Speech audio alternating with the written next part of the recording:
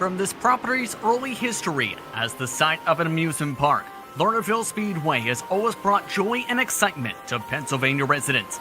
Since the track's opening in the late 1960s, this 4/10 mile clay track has seen thrilling battles and can challenge even the best of drivers. Tonight, some of the top pro late model drivers in all of iRacing are set to do battle here, all in the name of a good cause. Good evening, everyone, and welcome to the virtual Lernerville Speedway in Sarver, Pennsylvania. The Global SimRacing Channel, 5/6 Graphics, and the Dirt Late Model Sim Academy are all proud to bring you coverage of the Steel City Showdown. I'm Justin Prince. Alongside me in the booth tonight is Devin Henry. Behind the scenes is our director, Sean Ambrose, and he's using cameras provided by Dougie Beer. What's the best way around this tricky track? Let's take a look at the GSRC lap guide to find out.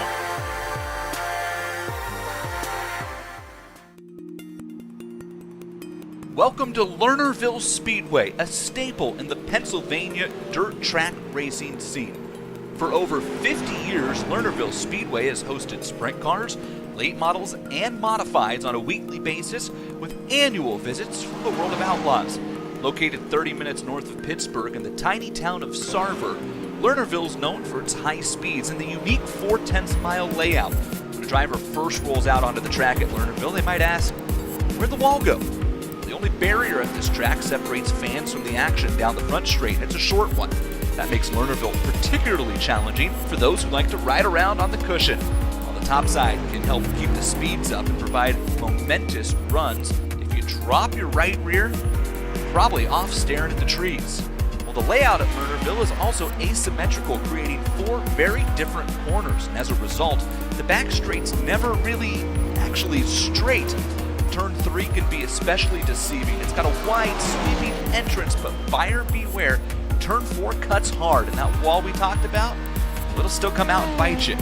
Well, that's our look at Lernerville Speedway. We hope you enjoy the show.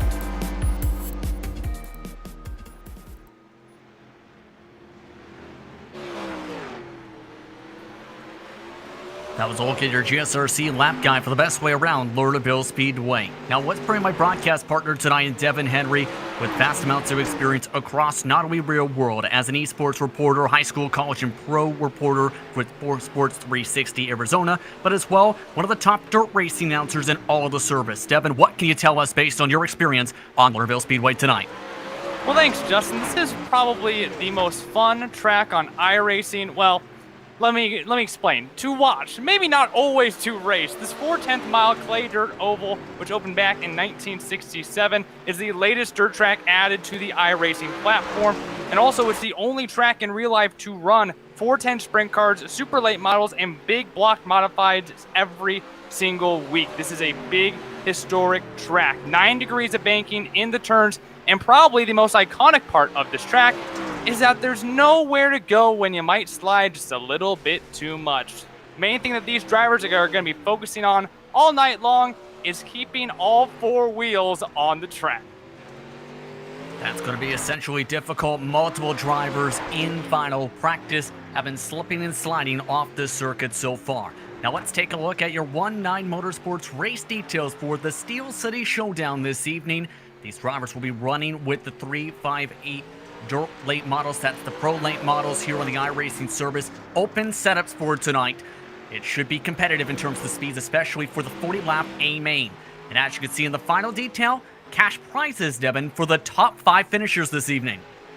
Gosh, how do you not love racing for money, boys? First place tonight will earn themselves a crisp $150. Second place will earn $125. Third place, still in triple digits with $100. Fourth place will get $75. Fifth place is the last of the top 5 to earn money at $50. But then we do have a couple of extra specialty gifts as well. The first car to not transfer out of the B main, they will get $15. And then the hard charger tonight, essentially who passes the most cars, or I should say moves up the most positions, they get themselves a free wrap from 5/6 Graphics. Oh, and did I mention the winner of this race gets a real physical trophy? Come on, how do you not love a race where you can get to fill up your physical trophy case? Always love those beautiful real-world trophies. Absolutely, the trophy for tonight's event looked very beautiful on Facebook in preparation for tonight. That's over $500 in payout, but remember, all profit as well from this event goes toward One9 Motorsports Foundation. That is in aid of helping give children quarter midget cars to start racing with. Started in 2018 and was established to give a car to a kid each year to share in the joy of quarter midget racing that Joshua Foster had. Such an important charity, and it's brought out some of the best in all of late model racing and iRacing to compete in the name of charity and respectively for One9 Motorsports Foundation. Devin? Yeah, you gotta love when we get to race for great causes, and also, of course, man, Joshua's love for racing at just 5 years old, got his first quarter midget just like some of us did, to finally get into racing, and after a short time later suffered a seizure, which would be his first of 2 seizures. Now he does not have the ability to walk or to speak, but dang it, they keep on fighting. To both Joshua and your family, we're praying for you. Keep fighting. The Lord has some great things for you in your future, because you guys are fighters, and we race tonight for you, Joshua. And man, we are gonna have some fun, Justin. A lot of great drivers in this field. We're talking about this a lot. Yeah, Blake Majula is one of the top drivers in all of iRacing when it comes to late models. A champion in the World of Outlaws Morden Buildings Late Model Series iRacing Championship. But you also have mixtures as well of some of his fellow championship competitors tonight. Dylan Hauser in the field tonight. Came off just this Monday his first career Sprint Car Series victory to close off the 2020 campaign for the World of Outlaws NOS Energy Drink Sprint Car Series. As well, you have others such as Hayden Cardwell, known for his experience on the box for the sprint cars and on the track in the late models, but as well real-world competitors. You've seen at times Caden Cornell on the track. He competes in real life in World of Outlaws for the late models, has also won a couple invitational races on the CBS Sports Network the past few weeks. And you can see just how difficult this track is for some of these pros, both in real life and in the iRacing world. Probably my least favorite part of this track happens to be the back straightaway. The reason for that is because when you're coming off of turn number 2, I mean, Justin, you race sometimes too on iRacing. We all have the idea of sometimes following the guy in front of you, okay? So, you know, if he punches the throttle, then you punch the throttle, and you kind of try to beat each other when it comes to trying to get off the corner. The issue is, if one guy is on the throttle just a little bit too much and he kind of moves off the track, well, then the guy behind him moves off the track. Well, then the guy behind him moves off the track. I mean, it is the most ridiculous domino effect that I've ever seen. And then even beyond that, you can't see it right now, but there is grass a few yards away from the track. If you get your car stuck in that grass, you're going down a couple laps if a caution flag is not flying. Even drivers like Blake Majula ended up having some excursions in that grass a little bit in practice. Not just the type of excursions you've seen moments ago in the front stretch in this practice session. To keep up with where your favorite drivers are tonight, be sure to go to GSRC.tv to keep track of timing and scoring to see how each of your favorite competitors and the respective competitors around them are doing tonight here at Lernerville Speedway. With that, it's time to go to Seoul Qualifying. These drivers tonight have 5 minutes, 2 total laps to set their fastest times around this racetrack. Track conditions, 82 degrees Fahrenheit air temp. Track conditions fairly decent at about 77 degrees Fahrenheit. But one thing to keep in mind is how worked in and slick this track gets throughout the night, because the more laps you turn, the more worked in it can get. That includes how these drivers react in qualifying. Yes, and something about dirt racing is adaptability. It doesn't matter what kind of racing you top out, you need to adapt to what the racetrack is giving you. Right now, this track is at the best state that you're going to see it all night long. You could probably run about anywhere on the track against competitors, but obviously the cushion in these very fast machines is going to be the favorite. But when it comes to racing, guys, once you get onto the track, as the track continues to slick off, it starts to get slidier, where you're almost racing a, asphalt late model on something. Laps coming on in here now, and boy, we'll see who's pushing it to the limit here in qualifying. Right now, fastest times in the 14.8s at the moment. Majority of the field in the 15 flats to 15 ones early on. Robert Schaefer, one of the quicker drivers to keep an eye on, but the man at top of the board, after sliding on his second lap around, was Cornell. Hunter Poston trying to make his way around the racetrack, completing some extra practice laps at the moment. So far in total, 7 drivers have put in official times here. Overall, how much emphasis as a dirt racer, in your personal experience, do you put in qualifying to make sure you have track position for your respective heat? Well, that does depend. Some people like to invert off of heat. Some people like to do other things. But in this series here, if you get the pole, then you are going to be first in heat race number 1. You want to be as high as possible. You want to get the highest heat race possible, because the further you are in the heat races, or the earlier you are in heat races, where you finish in that heat race, you know, that instead of just passing one car for one spot, it's more like passing one car for, say, 5 spots if you have 5 heat races. You want to go all out here, and I want to see more of that. If you're going off the track, you're putting it all out there on the line, because dang it, it feels good to start on the pole of your heat race. Cornell still on the pole at the moment. Hayden Cardwell currently in second spot. Zach McSwain, J.D. Brown, Hunter Parsons currently in the top 5. One of the drivers we talked about a lot is this man. 14.953 in the first lap. Blake Majulis trying to run at the very edge of the cushion.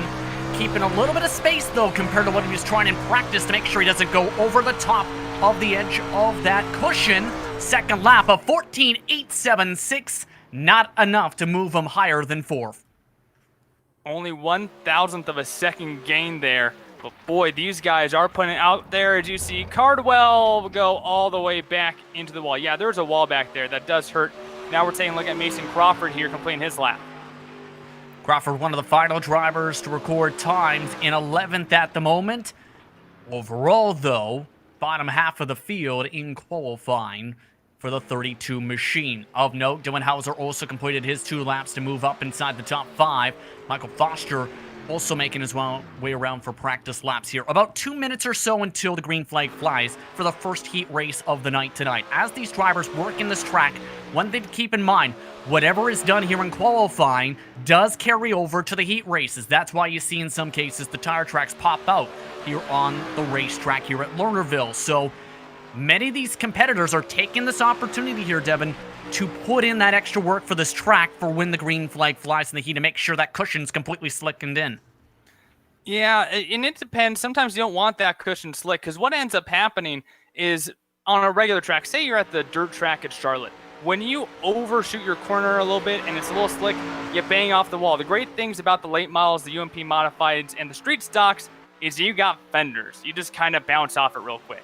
Well, when this track slicks off on the cushion here at Lernerville, you better pay attention. You might go into a corner one way on one lap and it's perfect on the cushion. 2 laps later, after the track slicks off more, you might go in the exact same way and you're going straight off the track because the track is slicker. The more slick it is, the less grip there is. It doesn't matter dirt or asphalt. You guys know what it means to have less grip. It means that you are slipping and sliding. Cole Hendrickson just emphasized that exactly to the T, exactly on cue. Ran 2 laps you'll be seen on screen. Amelia ran over the edge of the cushion, the exit of turn number 2.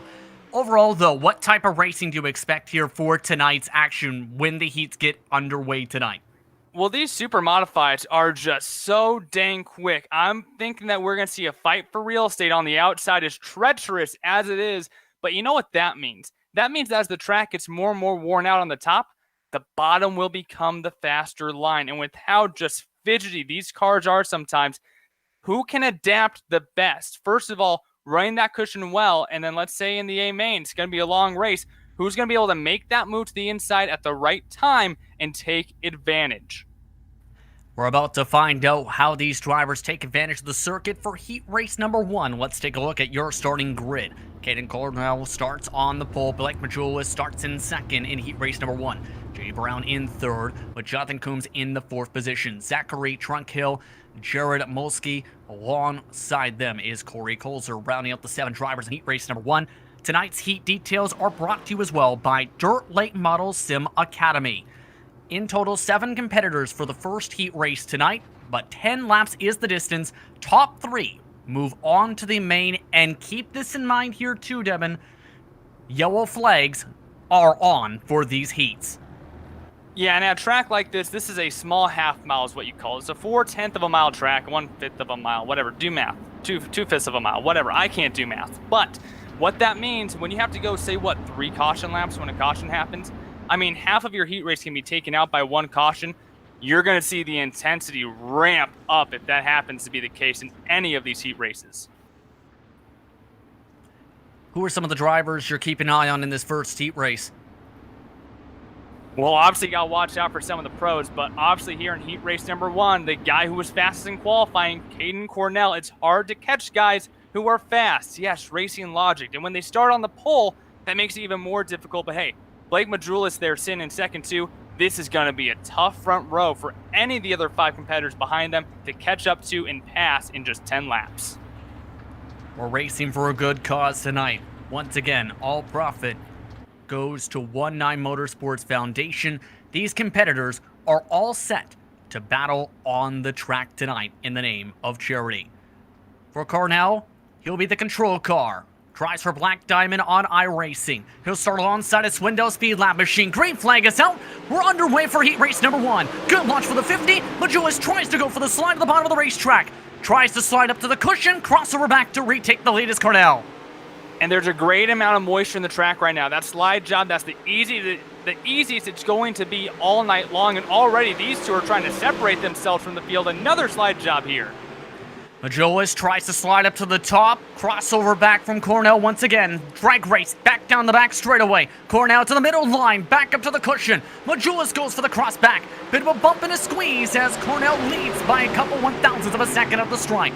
Majulis, another slide job. Crossing back over. Cornell wants that top spot. J.D. Brown right now sitting in the capper seat saying, keep getting at it, boys. I'm going to reel you on in here. Back and forth at the front of the field. 6 laps to go this time by in heat race 1. Cornell on the outside. Majulis now on the top side as well. Brown in 3rd position. Coombs rounds out the top 4. All those drivers and then some along the cushion at the moment. 6 laps to go and heat race number 1. Still no move back yet for Majulis.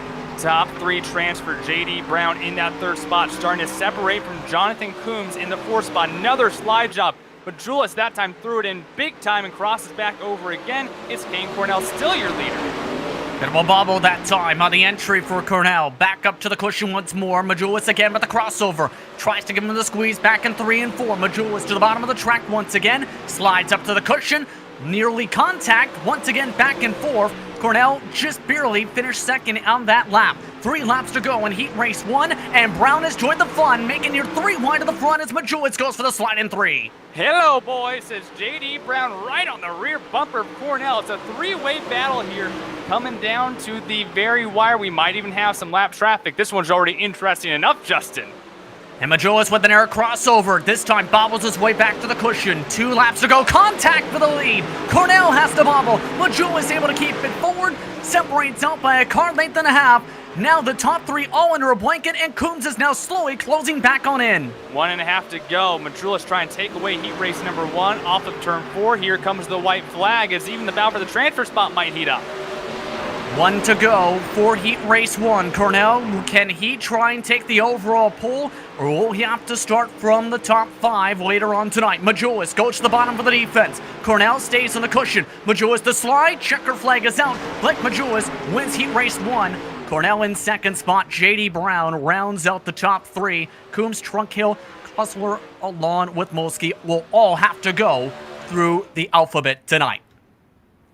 Everyone, trust me when I say dirt racing is fun. How about that show, Justin? We had the leaders out there the entire time. Brown comes in late in a 3-way battle for the lead, and that's always scary. Hey, top 3 transfer guys, let's not blow this up too much. It was very entertaining, absolutely, at the front of the field, but now the teammate to the overall pole sitter in terms of time tonight, Hayden Cardwell, is set to bring us to the grid for heat race number 2 tonight. Dylan Hauser will start in 2nd in heat race 2. Hunter Parsons, Hunter Poston, Blake Murray, Robert Schaeffler, and Jason Waller are the 7 drivers in heat race number 2. And as we've already seen from just a couple seconds ago from Cornell, the car that Cardwell has is very quick. Absolutely, and once again, I think we have just a stacked front row. There are a lot of big players in this race, but just like we saw in the last race, starting on that front row is so important, and we'll see if Payne Cardwell here can take advantage as well. We saw just how great of a jump The pole sitter got in heat race number 1. This is heat race number 2 of a total of 3 heat races that we will have as we prepare for tonight's feature. Still about a lap to go in the pace lap as well. Hauser up towards the front. It's going to be entertaining, though, what happens for that transfer spot, because the drivers around that grouping were near identical in some of their times. Mind you, the mid-pack was only separated by about 1/10 of a second for about 6th place all the way about to 12th or 13th in qualifying. It should be absolutely entertaining when this green flag flies, Devin. Yes, and this track is still gorgeous, so plenty of lanes to use, and we're definitely going to still see some more sliders. Field in control of the leader. Green flag is out. Cardwell off and away.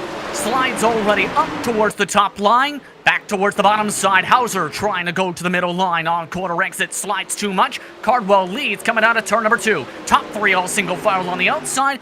4th place on back though, fighting 3 different drivers trying to slide back and forth.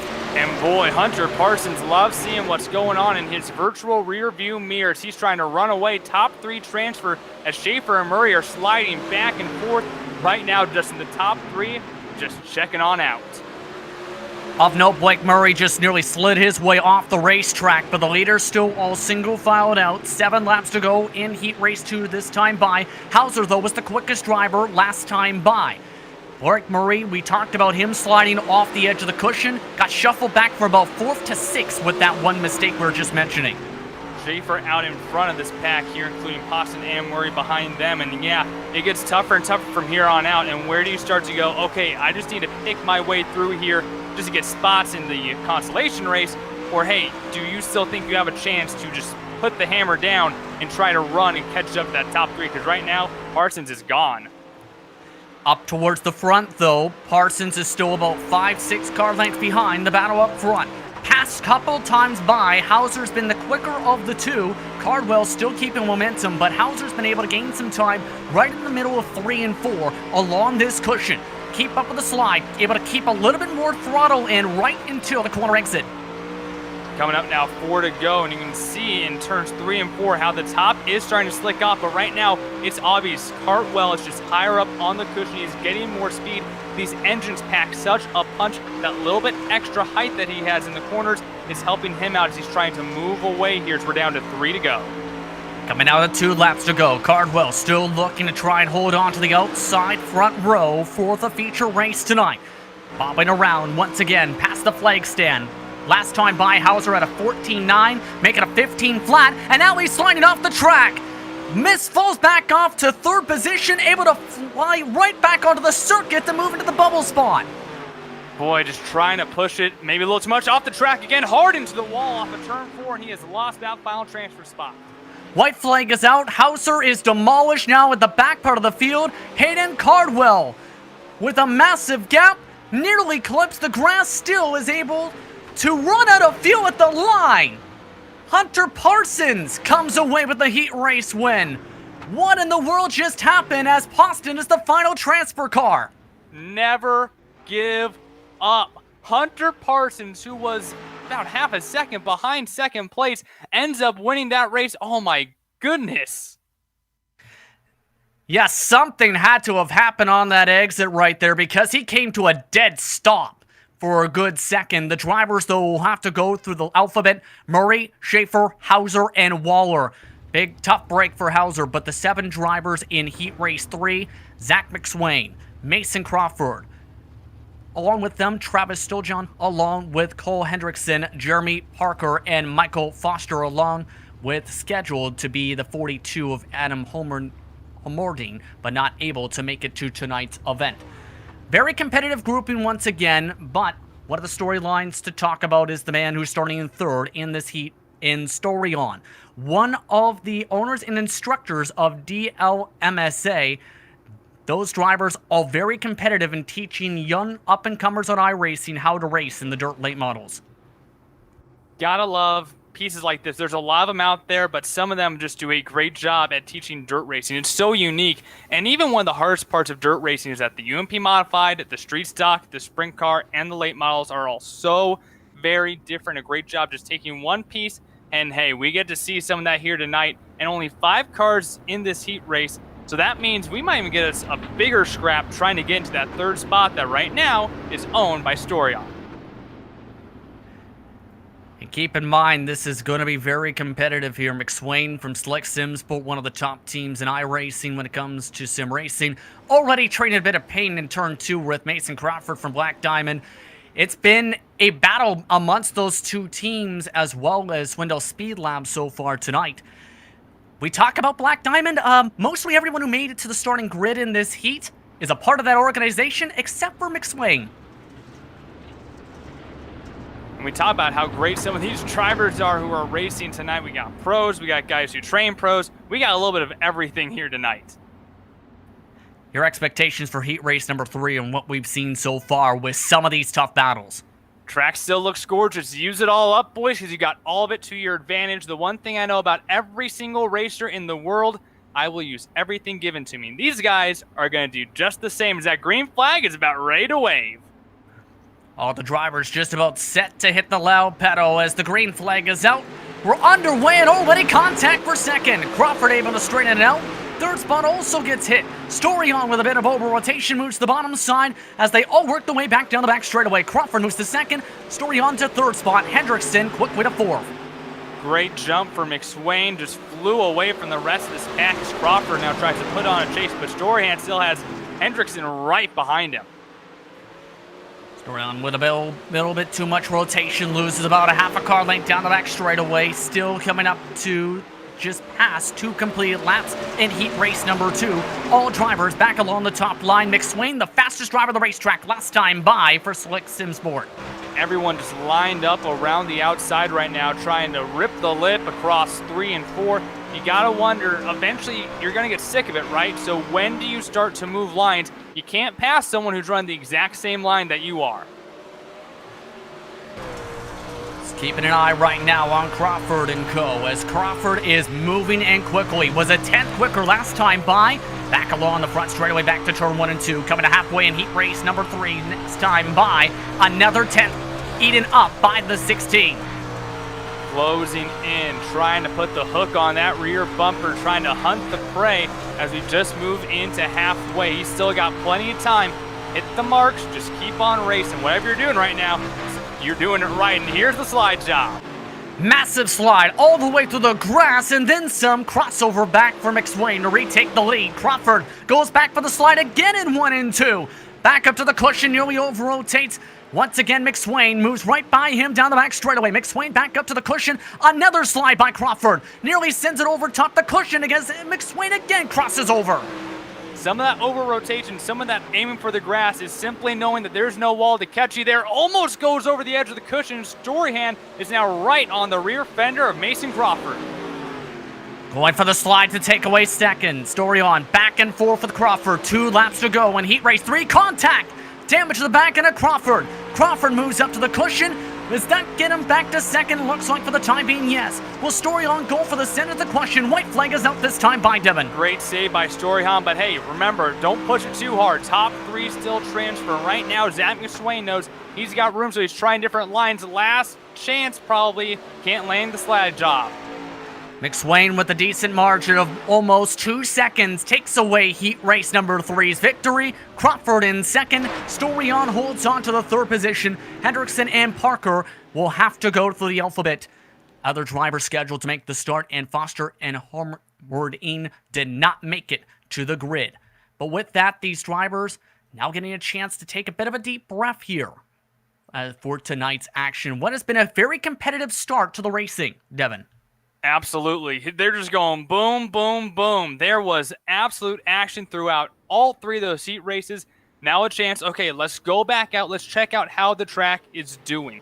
So as we look behind this beautiful white tractor tire at some of these cars, once we get a look at the track here, you'll notice a couple of things. So number 1, if you're new to dirt racing, is where parts of the track are going to start to get shinier and shinier. Eventually, it's going to start looking just straight up black in color.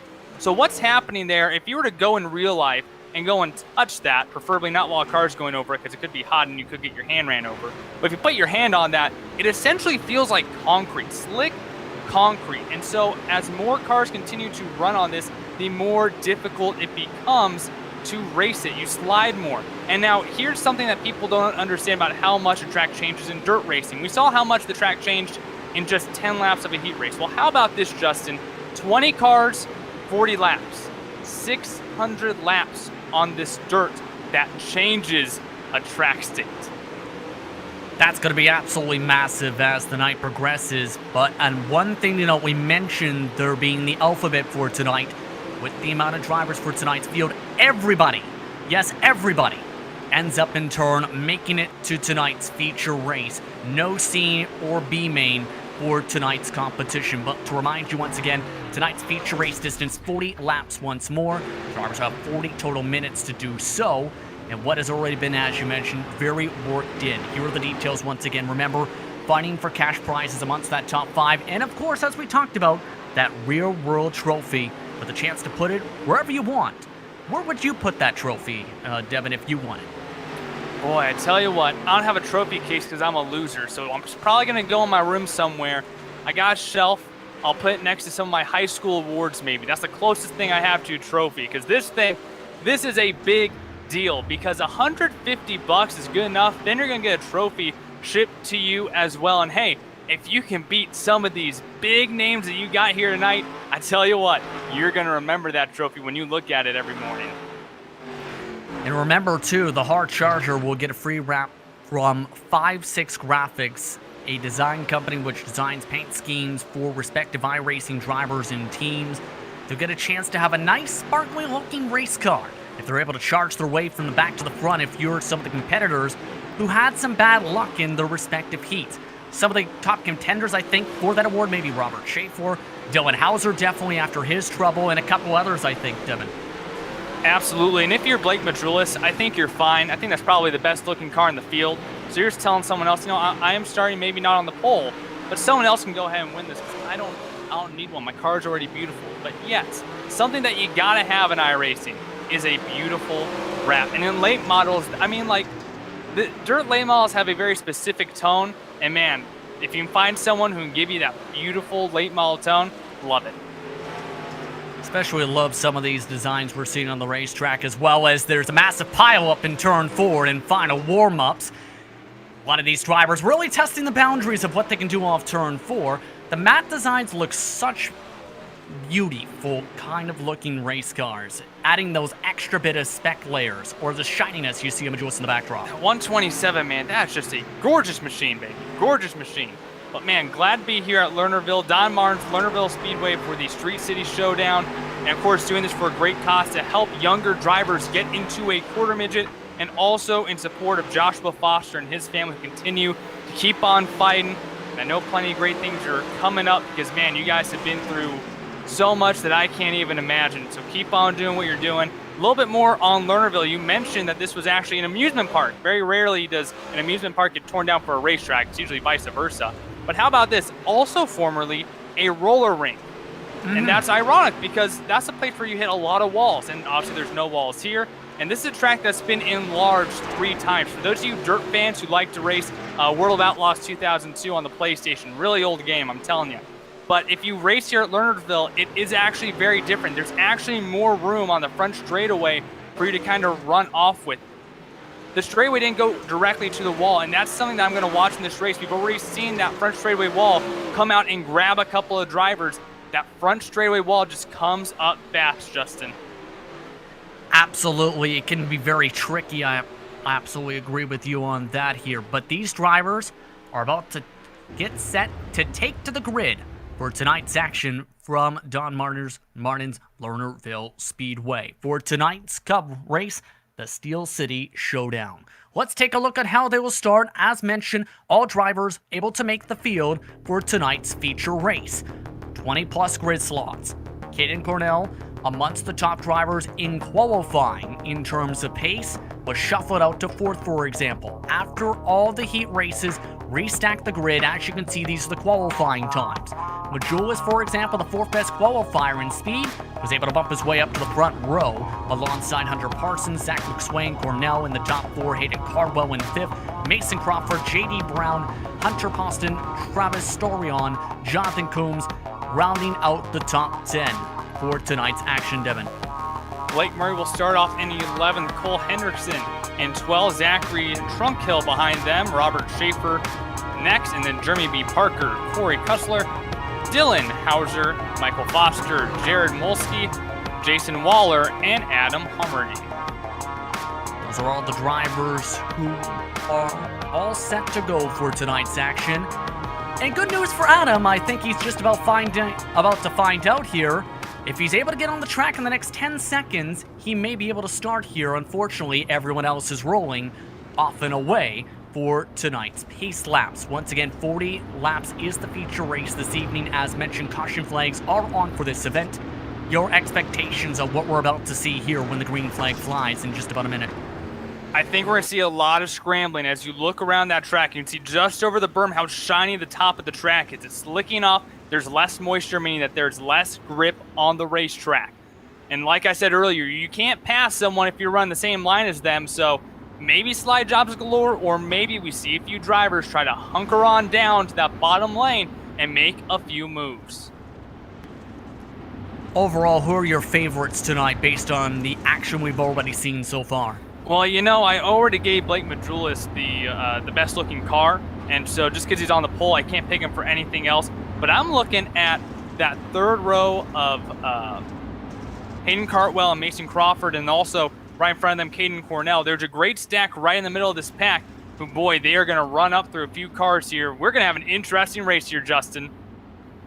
Pace truck is off and away. Blake Majulis, the 2019 iRacing World of Outlaws Late Model World Champion, is off and away to bring us to the green flag. We're underway for the Steel City Showdown. Majulis in the middle of the track, slides up to the top line. Battle is for second on behind. McSwain side by side with Hunter Parsons. Parsons with a run on the outside. Major slide for McSwain as he tries to get up to the top, as they now fight side by side for third on back.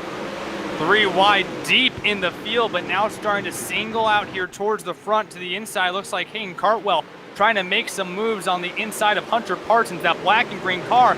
He's looking to use that inside. Blake Majulis has already tried to hunker down to the bottom.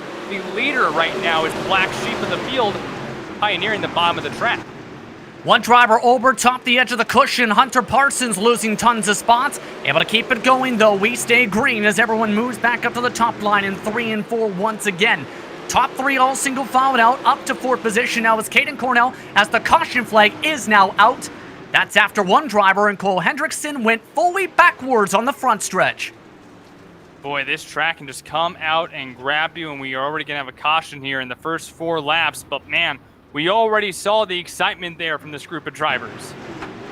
And you'll see it from the 101 Designs machine. And keep an eye on the corner exit right here. You mentioned a bit of the front straightaway. Sometimes that can grab you with the wall. Sometimes other cars can come on and grab you.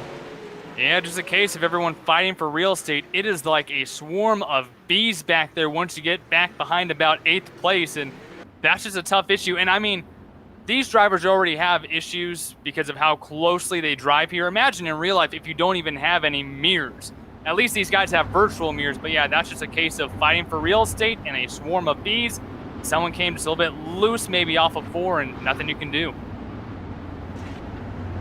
Yeah, especially since you don't want to be in the hornet's nest and get stung, because it can absolutely hurt your track position as well as your overall race. It doesn't feel good. Yeah, but 2 important notes here that can be helpful. First of all, you have 2 fast repairs. So that's a little bit helpful because if something bad does happen, you can go quick, get a quick repair, move out. And why that's even more important is because caution laps do not count in the A main. If you can nurse your car back to the pit stalls, you can come right back out on track and you are still on the lead lap. Glad you mentioned the second part there, because that is a newer feature on iRacing that came out just about a month or so ago.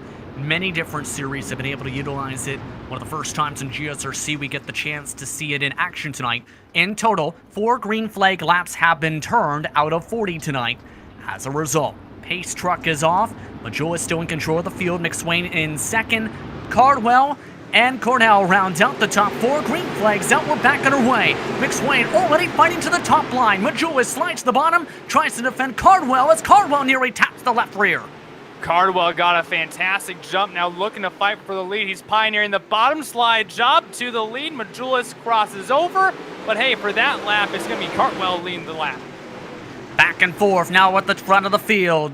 Going on the bottom side, Majolis with better momentum goes up to the top, crossover back, Cardwell sends it hard on the bottom side, back up to the top, Majolis crossover once again at the stripe, lead lap goes to Cardwell, Majolis gets a bit of a squeeze as contact from behind, McSwain gets turned, and McSwain up and over as the caution flag comes out. That's a tough one, had to check up, Kane Cornell was not ready, and the way that these cars are built is just like that GIF that you see on Twitter where you just kind of rail through things because it has that slick front of the car to it.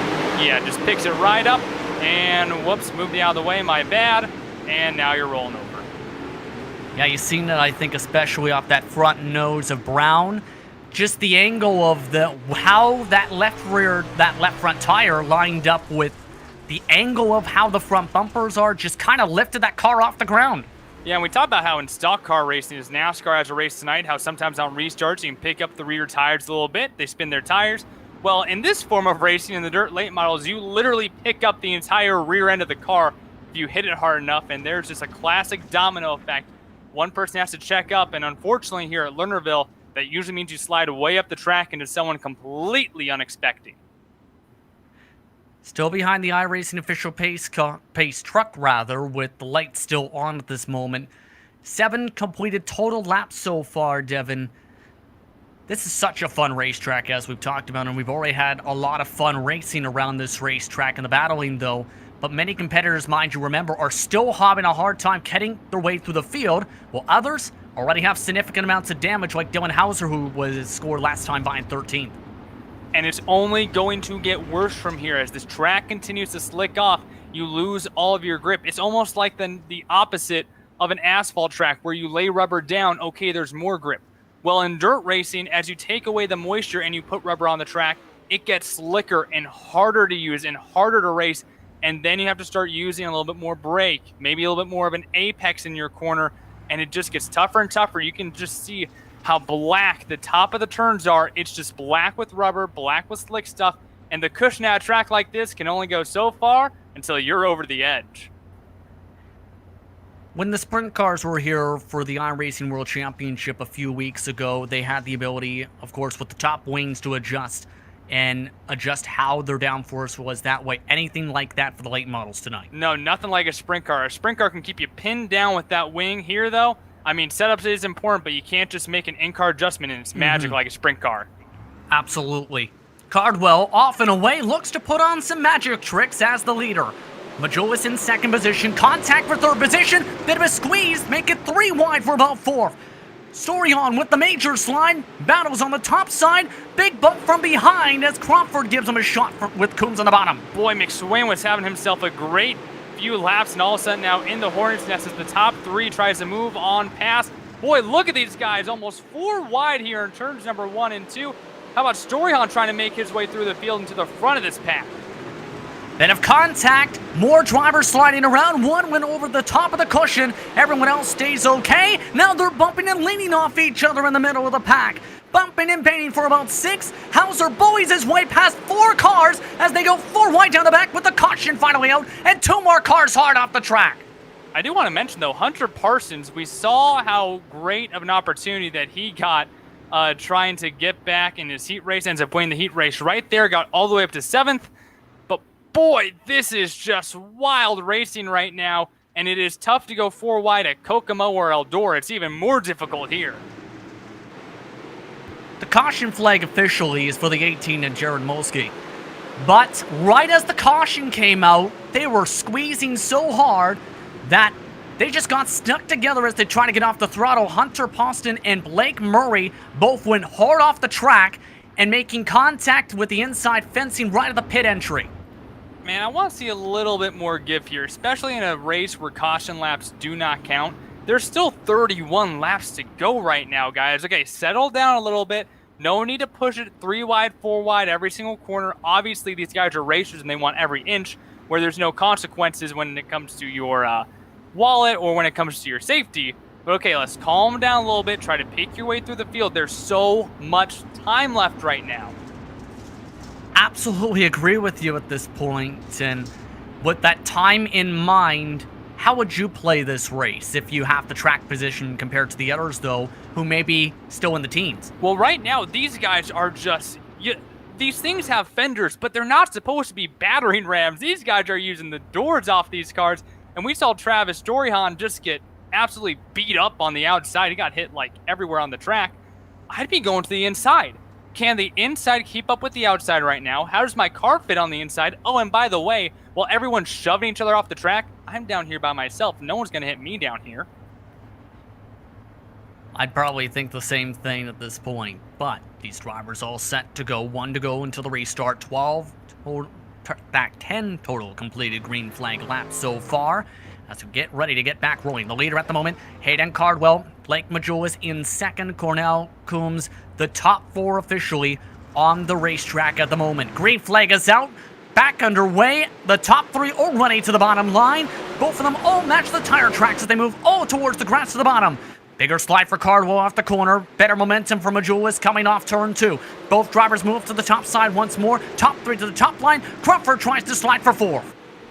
Crawford trying to move Coombs out of the way right now. Side by side, 2 rows deep into turn number 1 as these cars continue to spread up. And boy, someone just flew off the track and into the fence. You're not going to get a caution for that, though. It doesn't mean something bad for the rest of the field. After Poston had some trouble, one other driver that went straight hard into the billboards. As everyone keeps rumbling, Trunkhill was that respective competitor.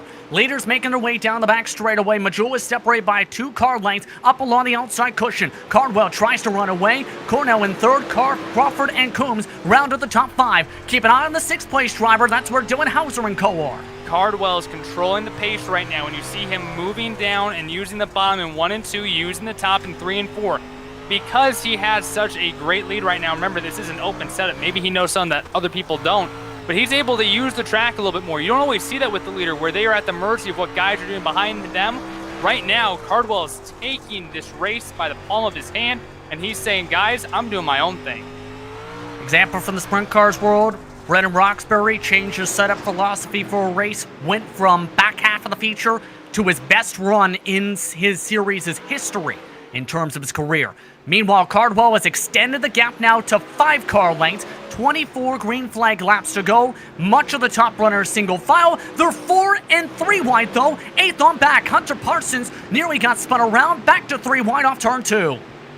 No time to blink down here in this pack, going 3 wide into turn number 3. It's tough racing here when you get to the very back of this field and they start jumbling around. We have a car around on the bottom of the front straightaway. I think we'll stay green though.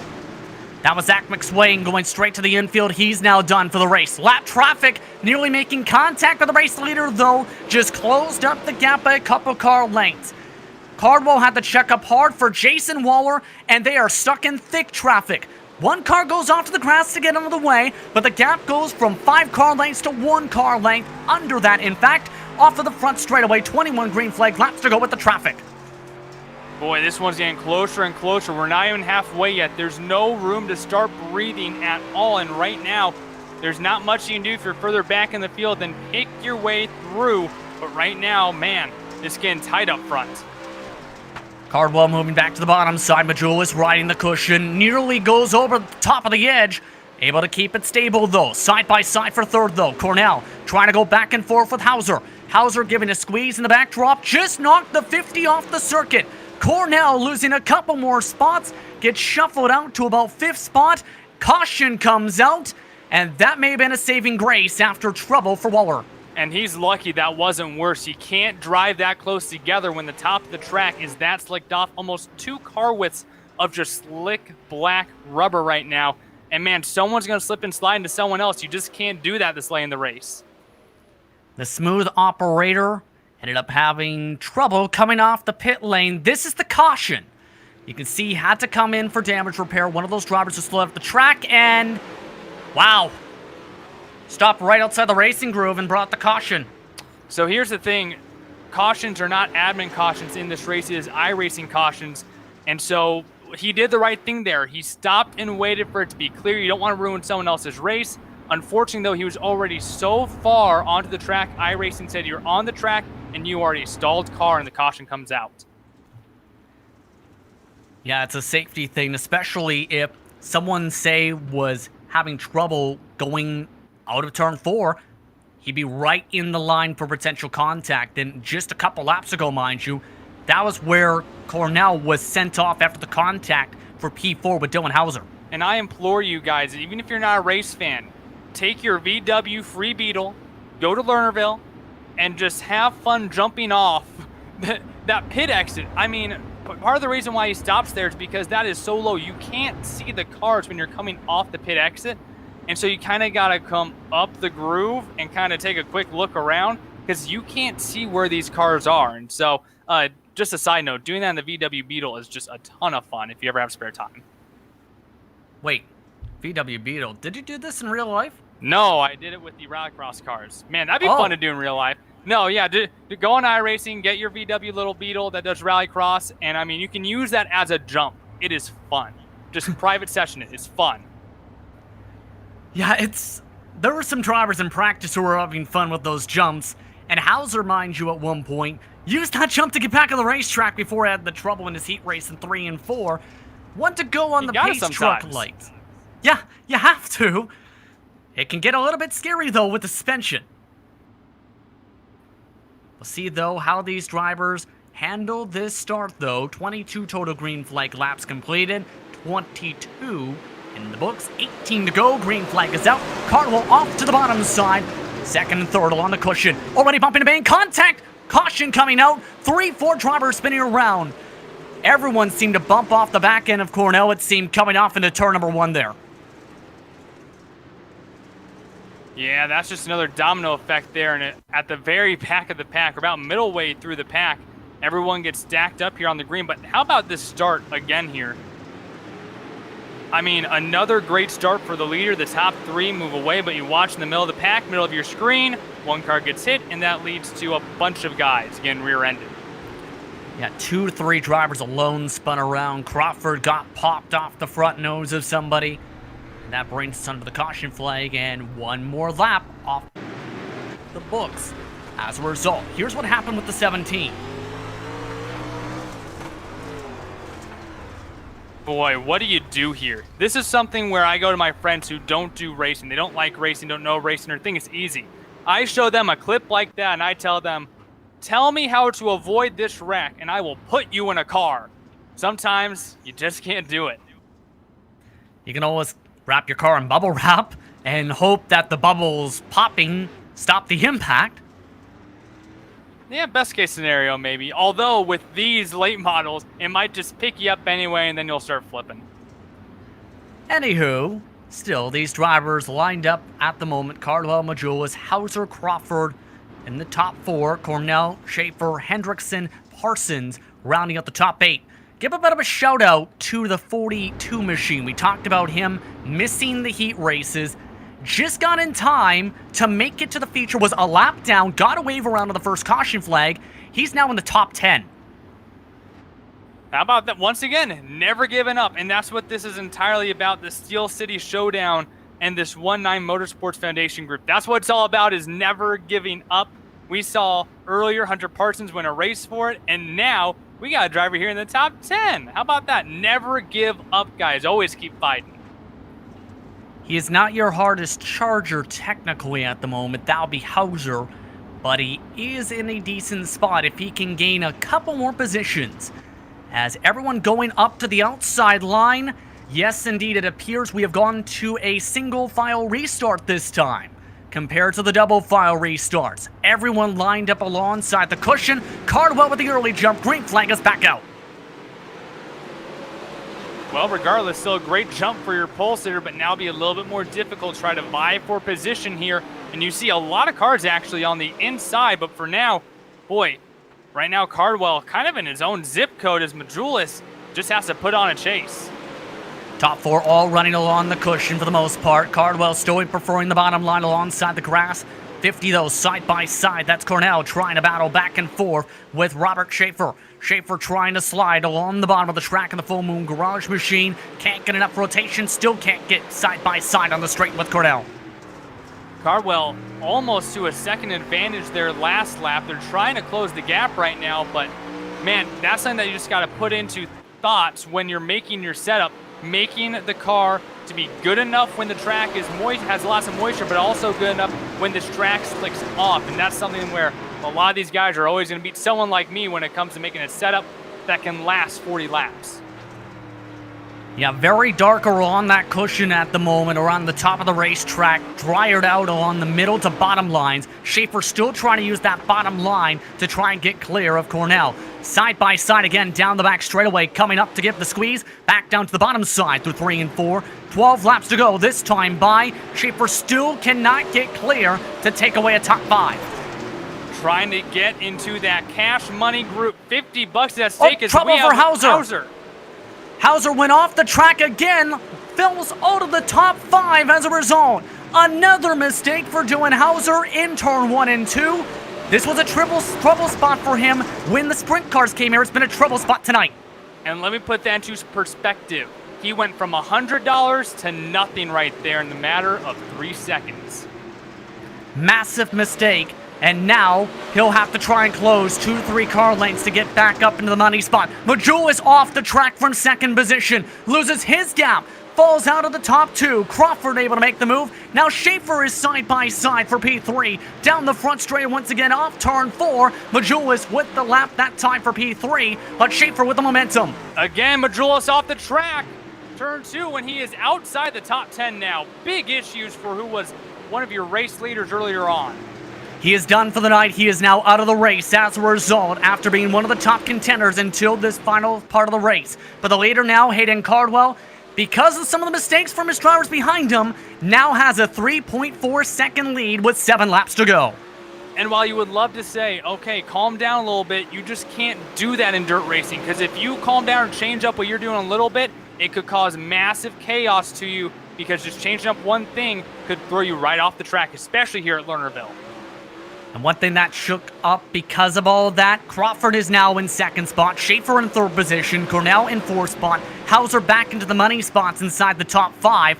Everything has been shooken around because of the trouble for some of the other competitors.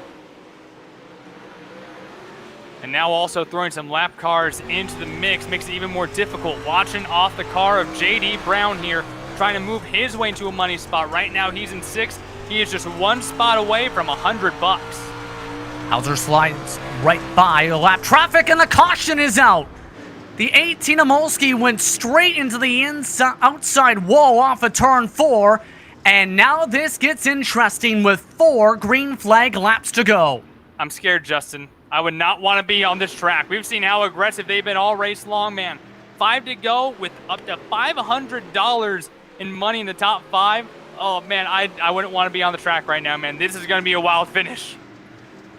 You can see on the replay right there, way too quick on the outside. Just flew right off the track, Devin. And then the cushion grabs the right rear there and just spins him around. By that time, you're just in for the ride. Now here's one thing to think about here, Devin. We've seen it last time, single file restarts. They, yes, can be cleaner off the jump, but they can also be trickier to time up if you're second on back. Oh, absolutely. If you're someone who's in 6th right now and you want to get that $100, the last thing you want is a single file restart, because you can't see that lead car. You're far enough into the corner, you can't see when he accelerates. And so that's going to stretch out these top 5 with only 5 to go. And I think we're going to see some desperation moves right away in turn 1, where guys are going to slide their lives away. And I think we might see a couple of guys come off the track here in 1 and 2. How do you play this now then if you're Cardwell? Because leader does have control of the field. You know, that's a tough one, because, I mean, it depends on the setup, to be honest with you. If that car is running as well as it is in 3 and 4 when it's slick, I mean, think about it this way for you payment guys. On old tires on a restart in the middle of a corner, what do? Well, if you can run on old tires well on a restart, you hit the gas as soon as you can, as well as he has done in the slick stuff. I think once this pace car is off, he's halfway through 3 and 4, he punches the gas. Does it just a little bit earlier than that as the green flag is out. 4 laps to go in the Steel City Showdown. Crawford smacks the wall in the front stretch. Cardwell moves to the bottom side. Side by side for second as Crawford holds onto the outside, Schaefer on the bottom. Hauser made a great move, a great jump. He went from 5th to 4th. Now slide job as Cornell slides him, and the top 3 have ran away. Back and forth along those positions. Cardwell still holding onto the lead by about 1 second with 2 laps to go this time by. Side by side for third. Crawford holds on to the outside. Once again, Schaefer tries to send the slide. Can't carry enough momentum. Once again, Crawford is second. Schaefer has a good line on the inside, but Crawford is just too fast around the rim of this racetrack. Nothing better to see in the mirror than what Hayden Cardwell sees right now. Coming to the white flag this time by. If the white flag is taken, race is official, is indeed Hayden Cardwell looking to run away from the battle for second. Cardwell has dominated much of the night, has led a majority of the laps in tonight's feature, and out of the final corners, with a gap of about 1 second, he will win the Steel City Showdown at Lernerville Speedway. Crawford second, Schaefer, Hauser, and Brown rounds out the top 5. Boy, how about that for a show? And how about this guy, Hayden Cardwell?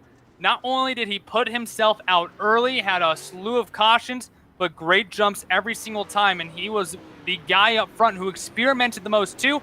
Come on, buddy, $150. Let's go park this thing in Lernerville Victory Lane.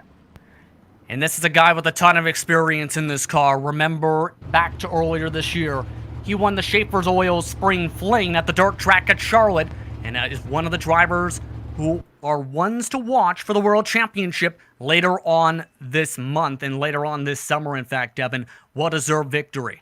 With that, we'll take a quick step aside. When we come back, we'll look at your post-race results and have post-race coverage. You're watching the Global SimRacing Channel, live from the virtual Lernerville Speedway in Starkville, Pennsylvania.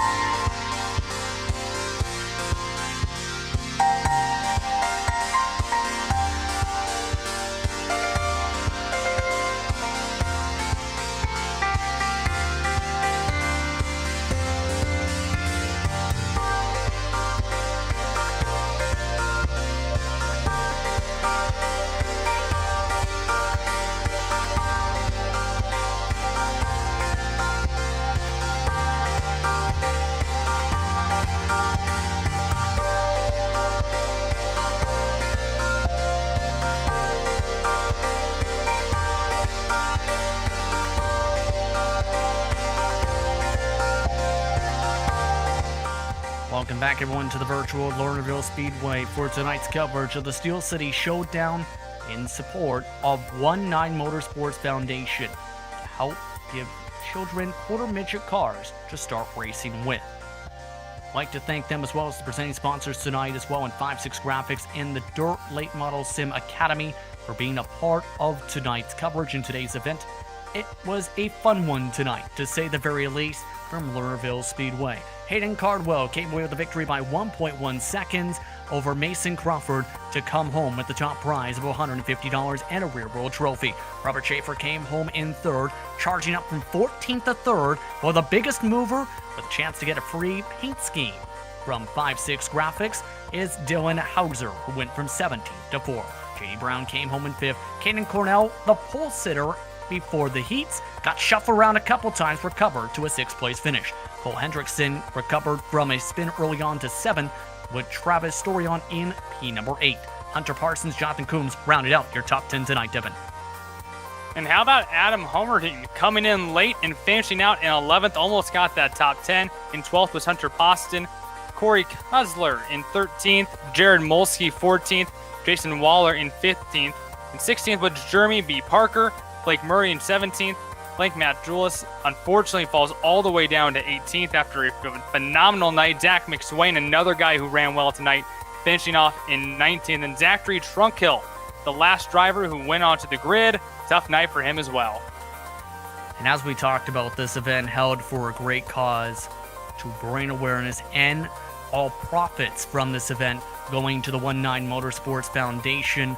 Your thoughts on how this event went tonight to bring awareness to this great cause? Boy, I hope Joshua was watching, man. That was a great show, a great race. I am just so glad that all these guys came out here tonight and put this together for a phenomenal cause to get a young race car driver into a race car for potentially their first time. If you guys go out, please go to the website one9motorsports.com, and that is 1-ONE, the number 9, Motorsports, and read up a little on Joshua's story. He started racing quarter midgets at the age of 5.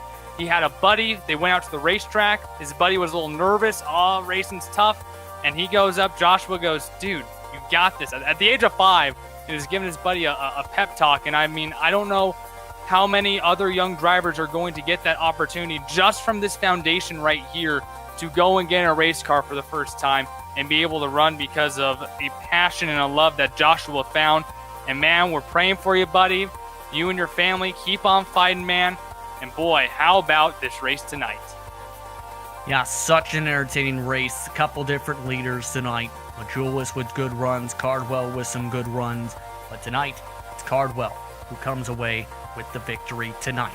Once again, congratulations to him on the trophy and the $150 top prize for tonight. I'd also like to thank you for tuning in for tonight's exciting action from Lernerville. I'd also like to thank One9 Motorsports, as well as the Dirt Late Model Sim Academy, as well as 5-6 Graphics for being a part of this great event tonight. Such some great racing this evening, but we also like to thank as well the companies that provide our software and hardware for our broadcast listed here on your screen. Additional thanks to Jude Lalonde, who provides our wonderful music. See the screen for how to get a hold of more for great work. Thanks to teams as well in Devin and Sean. If you'd like to find out more about GSRC, including upcoming races, you can find it at globalsimracingchannel.com. If you'd like to help support the channel, you can check out our merchandise for sale at gsrc.storemvy.com. Or you can check out our social media on Twitter at GSR Channel, Facebook at Global SimRacing Channel, and Instagram at GSRC_Graham. Don't forget to head over to our YouTube page and hit that big red subscribe button, as well as the notification bell, so you don't miss a moment here on the Global SimRacing Channel. We have many upcoming races for other series listed up on your screen at the moment, so be sure to check those out and mark them down in your calendar.